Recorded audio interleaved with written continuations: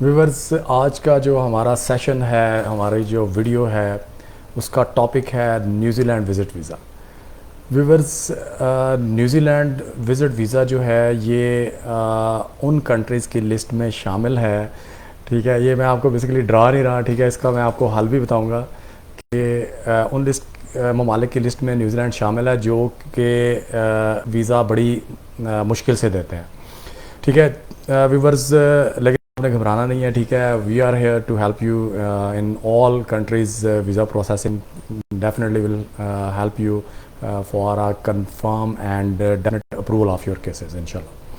तो व्यूवर्स, जैसा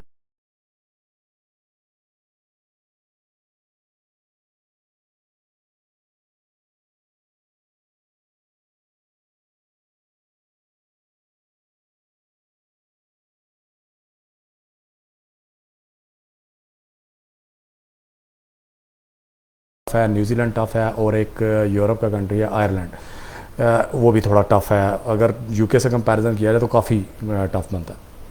लेकिन व्यूवर्स, अगर आपका जो है एक इंटरप्रेटेबल प्रोफाइल है, आप उनका जो करंट उनकी रिक्वायरमेंट्स हैं उनको मीट कर रहे हैं और आपने अपने अच्छे सोशो इकनॉमिक टाइज जो है वो शो किए हैं, तो फिर समझ लें कि आपको वीज़ा इंशाल्लाह 90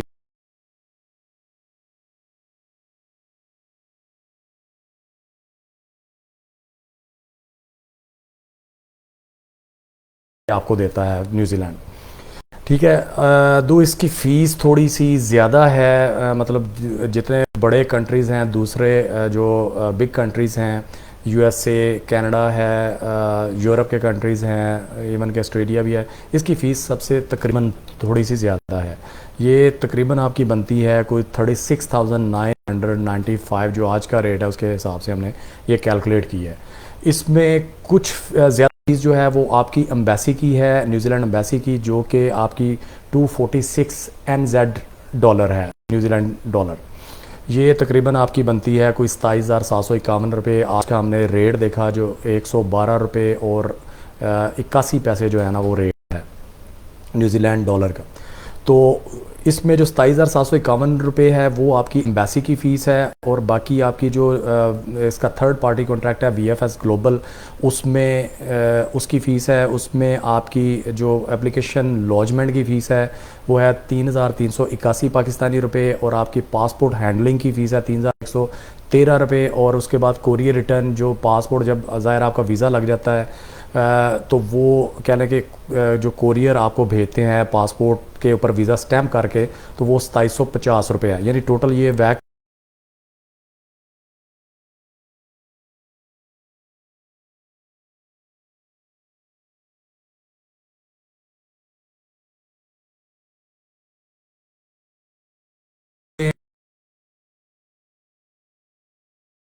के पाकिस्तान में नहीं है, न्यूजीलैंड की। ये सारी प्रोसेसिंग होती है आपकी अबू धाबी में, जो इनकी UAE में एम्बेसी है न्यूजीलैंड की। वहाँ पे सारी UAE एम्बेसी जो है ना, वो इनका न्यूजीलैंड की जो एम्बेसी है UAE में, वो सारा ये डील करती है। तो पहले कुछ लोग ना UAE ट्रेवल भी करते होते थे। ठीक है, बहरहाल इस चीज़ को थोड़ा सा अब ये है कि आपको कराची जाना पड़ता है, यानी लाहौर जारिस में इसकी जब आप ऑनलाइन सारा प्रोफाइल बनाते हैं, सबमिट करते हैं, तो लाहौर जारिस में आपको जो है वो ये सबमिशन नहीं कर सकते। आपको कराची एम्बेसी की अपॉइंटमेंट VFS ग्लोबल की लेनी पड़ती है। ठीक है, और उसके बाद फिर जो है कह लेंगे in first glance you can not submit your passport, because when they approve your case, then they will request you to submit your passport for pasting the visa sticker on your passport. सो मतलब ये थोड़ा सा ना एक complicated process. तो मैं कभी भी आपको ये सजेस्ट नहीं करूँगा कि आप ख़ुद से कोई ऐसी मिस एडवेंचर करें कि जिससे जो है आपकी एक हैवी फ़ीस भी आपकी स्टेक पे हो और खुदा ना खासा आपका वीज़ा भी टर्न डाउन हो जाए। तो व्यूवर्स, इसमें मैं थोड़ा सा आपको अपने प्रोफाइल के बारे में बता दूं कि अल्हम्दुलिल्लाह हमारी कंपनी ने, हम लोगों ने, मैंने, ठीक है, जितने हम लोगों ने प्रोसेस किए हैं न्यूजीलैंड के वीज़ाज़, वो आलमोस्ट सारे ही अप्रूव हुए हैं। ठीक है, शायद उसकी वजह ये थी कि जो क्लाइंट हमारे पास आए वो थोड़े से एक अच्छे प्रोफाइल के थे, उनके पास जो इनविटेशंस थे न्यूजीलैंड साइड से वो थोड़े तगड़े थे कह लें, तो ये भी एक फैक्टर था। बहरहाल शायद हमारे पास कोई वीक प्रोफाइल वाला बंदा नहीं आया जिसका हमने वीज़ा प्रोसेस किया हो। लेकिन ये ज़रूर है कि जितनी इंक्वायरीज़ हमें दूसरे कंट्रीज़ की आती हैं उससे अगर प्रोपोर्शनेट बनाई जाए तो बड़ी कम इंक्वायरीज़ हमें न्यूजीलैंड की मिलती हैं जिसको हम प्रोसेस करते हैं। तो व्यूअर्स बहरहाल ये है कि मैं ये आपको सजेस्ट करूंगा कि आप एक कॉम्पिटेंट कंसल्टेंट हायर करें न्यूजीलैंड के वीज़ा के लिए।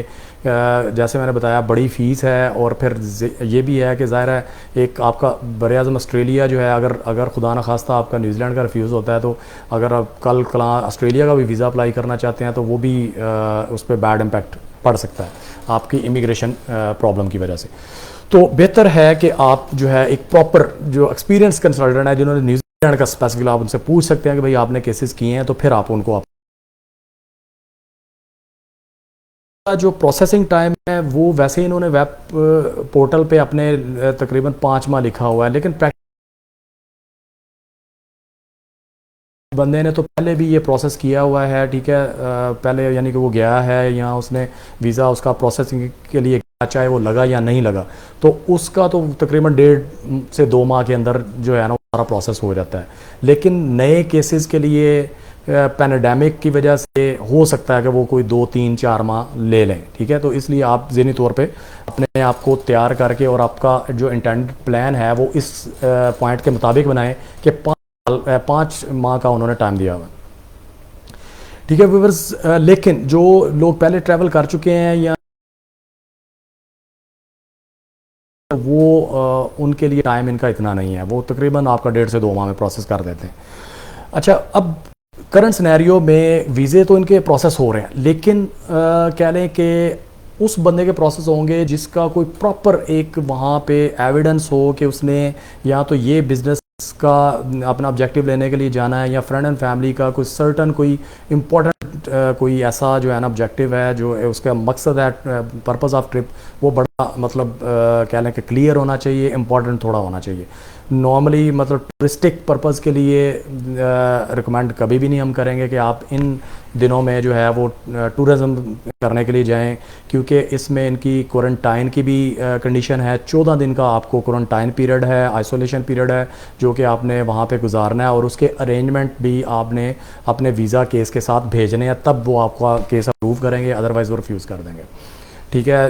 कुछ कंट्रीज़ में 10 दिन का है, लेकिन ये इधर बरआज़म ऑस्ट्रेलिया का जो कंट्री है न्यूजीलैंड, इसके अंदर 14 डेज़ का है, और वो भी आपने प्रॉपर एविडेंस करना है। वो एक आप कोरोना टेस्ट भी ज़ाहिर है, कोविड-19 टेस्ट भी होगा आपका, ठीक है, और सारा होगा। और मज़े की बात है कि व्यूअर्स इसका वीज़ा जो है, अगर आपको वो मिसाल के तौर पे एंट्री देते हैं 3 मंथ्स की या 2 मंथ्स की या 1 मंथ की, तो आपका जो है स्टे एक्सटेंड भी हो जाता है। अगर आप ब्लैक एंड वाइट उनको कोई एविडेंस करते हैं while you are in New Zealand on your visa, or you are in Pakistan before your travel, and if you have some sort of change in your intended plan, then you can made a request for extension or some you can say change dates of visa। तो वो आपको पाकिस्तान में before going to travel वो आपकी बात सुनते हैं और आपका वो चेंज कर देते हैं आपके इंटेंडेड प्लान के मुताबिक जो करंट है, ड्यू टू एनी रीज़न जिसमें कोई चेंज आई है, ठीक है। तो ये भी आप एक पॉइंट जेन में रखें। तो वीवर शायद यही वजह है कि वो फिर जो वीज़ा है जो कि एक्सटेंड भी करते हैं और बड़ी मुद्दत का देते हैं, तो इसलिए वो, लेकिन उनका जो असेसमेंट क्राइटेरिया है, इनके जो एंट्री क्लियरेंस ऑफिसर्स हैं, केस ऑब्जर्वर्स हैं, वो थोड़ा टफ है, ठीक है व्यूअर्स। तो ये मतलब पॉइंट भी जेन में रखना है। वैसे न्यूजीलैंड जो है it's included in one of the beautiful countries. इसकी जो सीनरी है बहुत खूबसूरत है, एडवेंचर है वहाँ पे, उसके बाद इनका कल्चर बड़ा अच्छा है, बड़ा ज़बरदस्त है, और बड़े कह लें कि पीसफुल किस्म के, फ्रेंडली किस्म के लोग हैं न्यूजीलैंड के।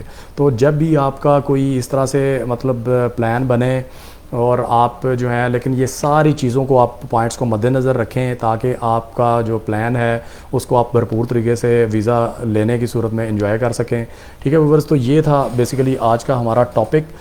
मैं ये उम्मीद करता हूँ कि इंशाल्लाह इसमें जो हमने मालूमात दी है उससे आप मुस्तफ़ीद होंगे। नेक्स्ट सेशन के साथ, एक नई वीडियो के साथ आपकी खिदमत में व्यूअर्स दोबारा हाज़िर होंगे। तब तक के लिए अपना बहुत सा ख्याल रखिए। अल्लाह हाफ़िज़।